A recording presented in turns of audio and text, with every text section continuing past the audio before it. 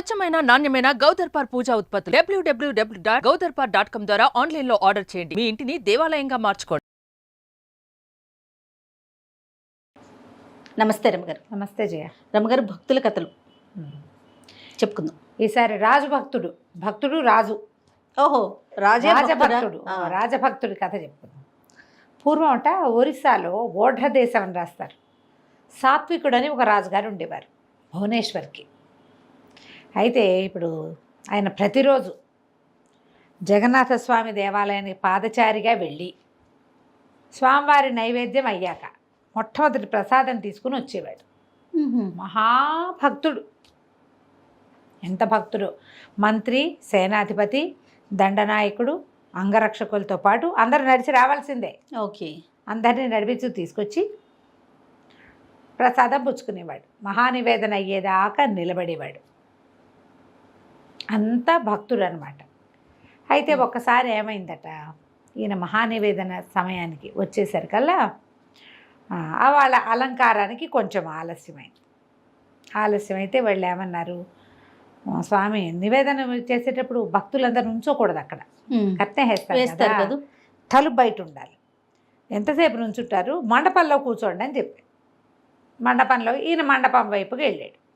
ఆ మండపంలో ఇట్లా యాత్రికులు ఎవరో వచ్చిన వాళ్ళు, అంటే మన గుడి చూడ్డానికి వస్తారు, సాయంకాలం దాకా ఉండటము, లేదా పొద్దున్నే దర్శనం అయ్యాక ఎండ తగ్గేదాకా వెళ్ళటం, సాయంత్రం ఎప్పుడో బండి, లేదా ఆ ఊళ్ళోనే ఉండటానికి వచ్చిన వాళ్ళు, పాతకాల భక్తులు అంతే కదా, ఏ ఊరు ఉండిపోయేవాళ్ళు. మండపంలో నలుగురు ఇది ఆడుతున్నారు, దాడి లాంటిది, అది ఏమంటారు అదే ఇట్లా వేస్తారు కదా, బాచికలు ఆడుతున్నారు, వేసుకుని ఆడుతున్నారు. ఈ అర్చకులు బాబు అవతలకి వెళ్ళి అని కేకలేస్తే ఈయన అన్నాడు, ఎందుకు అవతలకి వెళ్ళటం, కాసేపు కూర్చుంటే మనకు తలుపులు తెరుస్తారు, మనం ప్రసాదం తీసుకుని పోతాం, వాళ్ళ ఆట పాడు చేయటం ఎందుకు, ఎప్పటి నుంచో ఆడుకుంటున్నారు, ఆడుకోనివ్వండి. రాజు మంత్రి ఇటు తిరిగి నుంచి ఏదో మాట్లాడుకుంటున్నారు. హే, నేను గెలిచానని ఒకడు వినపడింది. వెనక్కి తిరిగి చూసేసరికల్లా అందులో ఒకడు పండిపోయాడు. మిగిలిన వాళ్ళు ఆడుతున్నారు. ఒకసారి ఎవరైనా ఆడుతుంటే మన దృష్టి దాని మీదకి వెళ్ళిందనుకో, తర్వాత ఏం పడుతుందో చూస్తాం. ఇక ఆడుతుంటే ఆట మీదకి దృష్టి ఈయన ఒకడికే కాదు, మిగిలిన నలుగురికి పట్టింది. అక్కడి నుంచి మీరు కూడా ఒక పందెం వేస్తారండి అని వాళ్ళు ఎవరో అడిగారు. ఇంకా సమయం ఉంది. ఈయన కూర్చుని వేశాడు. వేస్తే 4 అనగా 4 పడింది. హే మంత్రి, చూసావా ఎంత బాగా పడితో అన్నాడు. 6 అన్నారు. 6 పడింది. ఇంకేముంది, నువ్వు కూడా కూర్చొని మంత్రిని పిలిచాడు. మంత్రి గారు కూడా కూర్చున్నాడు. ఆల్రెడీ ఆడుతున్న వాళ్ళు నలుగురిలో ఒకడు పడిపోయాడు, 3 ఉన్నారా, ఆ 3 ప్లేస్లో మంత్రి, దండనాయకుడు, అంగరక్షకుడు పెద్ద కూర్చున్నారు, రాజుగారు కూడా కూర్చున్నారు. ఇక ఆడేస్తున్నారు జోరుగా. అలాంటి ఆటలు మొదలు పెడితే ఇక వదలదు. అవును, ఏక్ బార్ లత్ లగ్గయితో అంటుంటారు హిందీ సినిమాల్లో డైలాగ్. ఒక్కసారి గనక అలాంటి అడిక్షన్ ఏర్పడిందా, వ్యసనం దాన్నే అంటారు. ఇక ఆట ముమ్మరంగా సాగిపోతాం. ఘంటానాదం వినపడింది. స్పృహ లేదు, ఆడేసుకుంటున్నారు. రాజుగారు రాలేదని చూస్తున్నారు. మిగిలిన భక్తులంతా అక్కడ నిలబడి ఉన్నారు. మొదట రాజుగారు పొద్దున వస్తే ఆయనకి ప్రసాదం ఇచ్చి మిగిలిన వాళ్ళకి ఇచ్చే అలవాటు వాళ్ళకి. చూస్తే రాజుగారు రాడు. భక్తులంతా వేచుంటారు. అప్పటి నుంచి నుంచున్నాం కదండి, రాజుగారిని పిలవండి అంటే ఆయన ఏం పిలుస్తారు, ఆయన ఆటలో ముమ్మరంగా ఉన్నాడు. ప్రసాదం అక్కడికే పుచ్చుకొచ్చారు. మండపంలోకి ప్రసాద పళ్ళెం వచ్చింది. ప్రభు చేయబెట్టండి, ప్రసాదం వచ్చిందంటే ఆయన ఈ చేత్తో వేసు అని ఎడం చేయి చాపాడు. ఎడం చేతిలో పెట్టలేక ఊరుకున్నారు వాళ్ళు. ఎడం చేతిలో ఎట్లా పెడతారు ప్రసాదం కదా.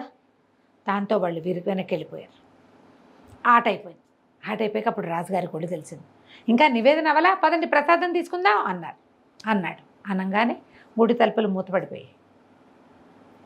అనేసరికల్లా మంత్రి అన్నాడు, అది కాదు ప్రభు, ఇందాకే అయిపోయింది, మనం ఆటలో ముమ్మరంగా ఉన్నాము, మరి అంగరక్షకులంతా తీసుకున్నారు, మరి మీకు ప్రసాదం పట్టుకొచ్చారు, మీరేమో ఎడం చేయి పట్టేసరికల్లా పండాగారికి ఎడం చేతిలో పెట్టబుద్ధి కాలేదు అనేసరికి చాలా బాధ వేసేసింది.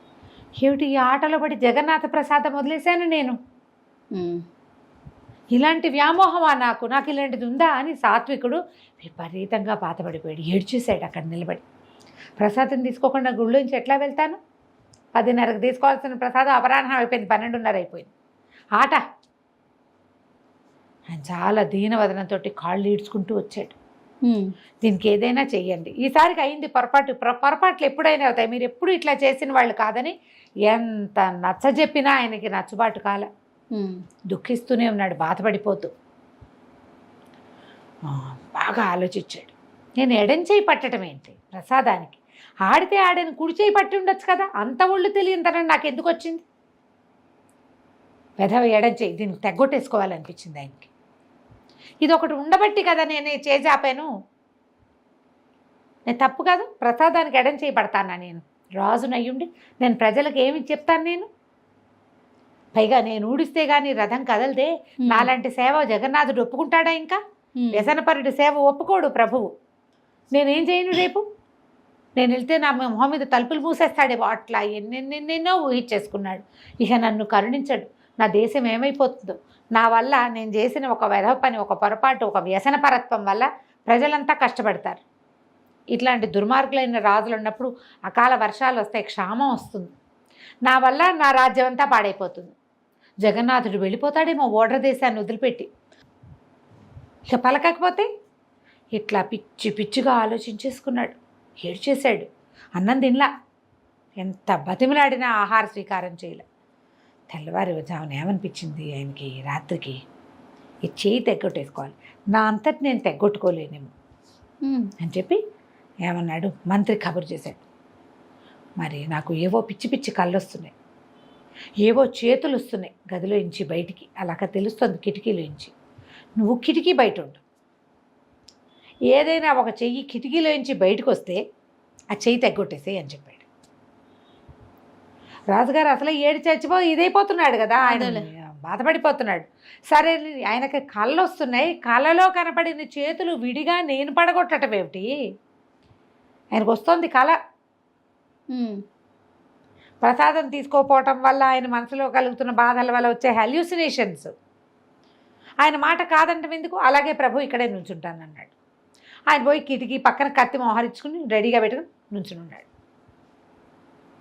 సరే ఈయనేం చేశాడు, తెల్లవారి 5 గంటలకి ఎడం చేయి బయటికి చెప్పాడు కిటికీలో నుంచి.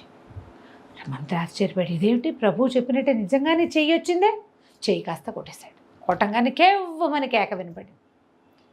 కేక వినపడేసరికల్లా ఒరే దీపం తిండి దీపం తిండి ఏదో అవుతోందని కేకలు పెట్టాడు మంత్రి.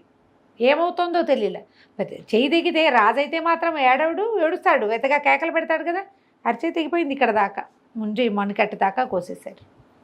అక్కడి నుంచి లోపల భటులు పరిగెత్తుకొచ్చారు, అదంతా నిద్రపోయే సమయం, ఎవరుంటారు జోగుతూ ఉంటారు. అక్కడి నుంచి చిన్న దీపం ఉంది లోపల, పెద్ద పెద్ద దీపాలు దివిటీలు అన్నీ పుచ్చుకొస్తే ఏముంది, రక్త పడుగులో కూలిపోయి ఉన్నాడు రాజు. ఆయన చెయ్యి అటు బయట పడిపోయింది, ఆయన లోపల పడి ఉన్నాడు. మంత్రి కేకలు పెట్టాడు, అయ్యో అయ్యో రాజహంతకుండి నేను, రాజరక్తాన్ని నేలపాలు చేశాను, మనకి క్షామం వచ్చేస్తుంది, నేను ఎంత పని చేశాను, ప్రభు ఇంత పని చేయించారా నాతోటి, ఈ పాపను నాతో మూట కట్టించారా అని వాళ్ళ ఏడ్చి పెద్ద కేకలు పెట్టాడు. ఈ కేకలకి మొత్తం జనం అంతా చేరారు, ఆడ మగ పిల్ల మేక మొత్తం సైన్యం, చుట్టుపక్కల ఉండే అంగరక్షకులు అందరూ వచ్చేసారు. రాజు నెత్తుటి మడుగులో పడి ఉన్నాడు, ఆయనకి ప్రాణాపాయం ఏం జరగలే, చెయ్యి ఇక్కడ తెగితే ఈ నర్వు కట్ అయిందంటే ఎంత నెత్తురిపోతుంది. అక్కడి నుంచి వైద్యుడు ఎక్కడో దూరంగా ఉంటాడు. ఇక గుర్రాల మీద పోయి ఆయన లాక్కొచ్చారు, కట్టుకట్టాడు. అక్కడి నుంచి మంత్రి బాగా దుఃఖించాడు. నాతో ఇంత పని చేయించావా నువ్వు, ఏనాడైనా కత్తి పెట్టిన వాడినా, నీకు కల వస్తుందని నుంచున్నాను ఇక్కడ, నాతో తరిగిచ్చావు అని బాధపడ్డాడు. ఆయన మా రాజుగారి లెక్క ఏం చెప్తాడంటే, నేను క్షత్రియుడిని, నువ్వు బ్రాహ్మడివి, క్షత్రియుడు చేయవలసిన క్రియలన్నీ బ్రాహ్మడితోటి చేయించవచ్చు. ఒకవేళ నేను ఒక 10 రోజులు ఊళ్ళో లేకపోతే నా బదులు నిన్ను రాజుని చెయ్యొచ్చు, నువ్వు సర్వసమర్థుడివి, నా చేయి నేను నరుక్కోలేను కాబట్టి నీతో నరికిచ్చాను, అది నువ్వు నరికినట్టు కాదు నేను నరుక్కున్నట్టే, ఎడం చేయి నరుక్కోలేక మన వల్ల కాదేమోనని నీతో చేయించాను, నువ్వు ఏమీ బాధపడద్దు అని బాగా ఓదార్చాడు. ప్రజలంతా అల్లాడిపోయారు, అసలు మొత్తం రాజప్రాసాదం అంతా గగ్గోలెత్తిపోయింది. తెల్లవారింది, రాజుకేవో ఉపచారాలు చేశారు, మందులు పోశారు, అవి దీనికేవో పసరు రాసి కట్లు కట్టారు, ఆ తెగిపోయిన చేతిని తీసి జాగ్రత్త పెట్టారు, పాతి పెట్టద్దు అవశేషం లాంటిది అది. అక్కడి నుంచి ఆయన అన్నాడు, ఆ చేతిని పల్లకీలో పెట్టండి, పదండి జగన్నాథ దర్శనానికి వెళ్దామన్నాడు. ముందు రోజు ఆ పని చేసి మర్నాడు ఈ పని చేశాడనమాట. పల్లకీలో తీసుకుపోయారు. అక్కడి నుంచి ఈయన బయట నుంచున్నాడు. జగన్నాథుడు నన్ను రాణిస్తాడో రానివ్వడు, నా చేతిని తీసుకెళ్ళి ఏ చెయ్యి అయితే పాపం చేసిందో అది వెళ్ళి జగన్నాథుడి గుమ్మంలో నుంచుంటుంది. ఆ తలుపు దగ్గర నిలబడాలి ప్రసాదం ఇచ్చే వేళకి. అక్కడి నుంచి సరే ఆ పల్లకినేమో ఆ తలుపు దగ్గర పెట్టారు. రాజుగారేమో ధ్వజస్తంభానికి యువతల నుంచున్నాడు. నన్ను లోపలికి రానివాడు. ప్రజలు కొంతమంది లోపలికి పోయారు. నేను తప్పు చేశాను, నా జగన్నాథుడు క్షమిస్తేనే వస్తానన్నాడు. ఎటా క్షమిస్తాడు జగన్నాథుడు తెలీదు మనకి. అక్కడి నుంచి ఏమైంది, ఒక అరగంట గడిచింది. అంటే మహాద్వారం లోపల నుంచి తలుపులు తెరుచుకునే మహానివేదన అయిపోయింది. గంటలు మోగుతున్నాయి. ప్రసాదం పుచ్చుకొచ్చారు భక్తులు. మన పండాలు పూజారులు ఉంటారు కదా, జగన్నాథ ప్రసాదాలు ఎన్నో చెప్పని పోగు చేస్తారు. ఆయనకి ఎన్నో ప్రసాదాలు ఎంతో వండుతారు. అవన్నీ పళ్ళెం పుచ్చుకొచ్చారు. రాజుగారికి ప్రసాదం ఇవ్వకపోతే ఆయనకు రోజు ఏం అలవాటు, ఇట్లా దోశలు పెట్టడం అలవాటు. కుడి చేయి చాపుతూ అలవాటుగా రెండో చేయి కూడా చాపేసాడు, ముండి చెయ్యి. ప్రజలంతా అక్కడ నిలబడి అయ్యో అయ్యో అయ్యో అని దుఃఖించారు. ఎంతమంది వలవల ఏడ్చిన వాళ్ళు, కొంతమంది హాహాకారాలు చేసిన వాళ్ళు, కొంతమంది అలవాటుగా చేయి పెడుతున్నాడు. ఇట్లా ప్రజలు చూస్తూ ఉండగానే ఈ ముండి చేతుల నుంచి చేయి ములుచుకొచ్చేసి దోశలు వచ్చేసింది రాజుగారు. అబ్బాబ్బాబ్బా, చేయి మొలిచేసింది. ప్రసాదం తీసి నోట్లో వేసుకున్నాడు. జగన్నాథుడు నన్ను క్షమించాడు అని ప్రజలంతా ఓహో ఉత్తుంగ తరంగంలాగా లేచింది. ఓహో స్వామి క్షమించాడు క్షమించాడు క్షమించాడు. అవజ్ఞని భగవంతుడు క్షమిస్తాడు ఎప్పుడు? పశ్చాత్తాపం వల్ల. Yes, correct. అది మళ్ళీ చేయడు వీడు జన్మలో అని భగవంతుడిని నువ్వు నమ్మించేంత భక్తి నీ దగ్గర ఉన్నప్పుడు. అక్కడి నుంచి మంత్రికి ఏమనిపించింది, అక్కడ చెయ్యి లేదు, పల్లకి బయటికి తీసుకురండి రా, చేయి మొలిచింది కదా ఆ చెయ్యే వచ్చింది అనుకున్నారు వాళ్ళు. పల్లకి మోసుకురండి అంటే పల్లకి మోసుకొచ్చారు. ఆ పల్లకీలో ఊరికే తెరలు ఒత్తిగించి చూస్తే అక్కడ ఒక ఆకుపచ్చడిది ఇంత చెట్టు ఉందట. ఎంత గుమగుమలాడుతోందో అది బయటికి తీశారు. అది ఇట్లా ముట్టుకుంటే చేతులకి వాసన ఇంటేస్తోంది. ఎంత వాసనో! అదే మనం వాడుకునే దవనమట. మరువన్ దవనం వాడతామా? దవనపు చెట్టు. బా, అప్పటి నుంచి జగన్నాథుడి నిత్యోత్సవాల్లో ఎప్పుడూ ఆ దవనాన్ని వాడతారు. అక్కడ దండల్లో మరువం వెయ్యరు, దవనం వేస్తారా? దవనమే వేస్తారు. ఆ దవనము సాత్విక మహారాజు యొక్క ఎడమ చేయట. బా, ఏం కథ చూడు. బా, ఎంత అద్భుతం రమ్మగారు. ఆ చెట్టుని పాతిపెట్టి దాని నుంచి ఎన్నో వేల వృక్షాలు వచ్చాయట. అదొక మహావృక్షంలాగా ఆనాడు పెట్టబడినటువంటి దవనవనం ఇప్పటికీ ఉందట పూరిలో. ఆ దవనం ప్రత్యేకంగా పెంచుతారు. మనకి దవనం పెరుగుతుంది, మనకు కూడా. అక్కడి నుంచి వచ్చిందేట, పూరి నుంచి వచ్చిందే. జగన్నాథుడు ఎంత భక్త సులభుడో. ఇట్లా అడిగితే చాలు, తప్పు ఒప్పుకుంటే చాలు, అట్లా తీర్చేస్తాడట. ఇలాంటి ఎన్ని కథలు చెప్తారో పూరి గురించి. ఏమైనా కాయలు అవి పళ్ళు పెట్టాలనుకుని, ఎవరైనా నివేదన చేయాలనుకుని డైరెక్ట్గా స్వామికి నివేదన చేయకపోతే అది తినడానికి మనిషి వచ్చి తింటట. అక్కడ ఎవరో ఒకళ్ళు వచ్చి వీళ్ళు నివేదన చేయదలుచుకున్న వస్తువును వినిమయం చేస్తారు. మిగిలిన అన్ని చోట్ల కంటే ఈ పూరిలో కథలు చాలా విశేషంగా కనపడతాయి. వీళ్ళు వెంబడి మరికొన్ని కథలు కూడా చెప్పుకుందాం. వెతుక్కోవాలి వాటి కోసం, కొంచెం ఒక్కసారి చెప్పుకో. ఏ మాత్రం అవకాశం ఉన్నా చూడండి అమ్మగారు.